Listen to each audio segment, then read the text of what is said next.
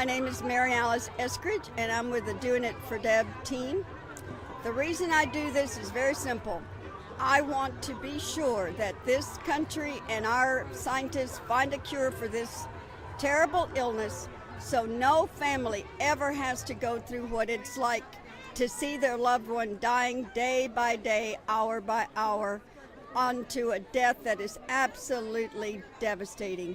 If anyone ever sees someone with ALS, they would understand they need to give money and time to help everyone that ever is afflicted with this illness. I'm walking in memory of Larry. We walk for our school, for our teachers came out today, and our whole basketball program came because our whole team came out today, and our whole basketball program came because we really wanted to help support one of our great teammates and walk in memory of her father.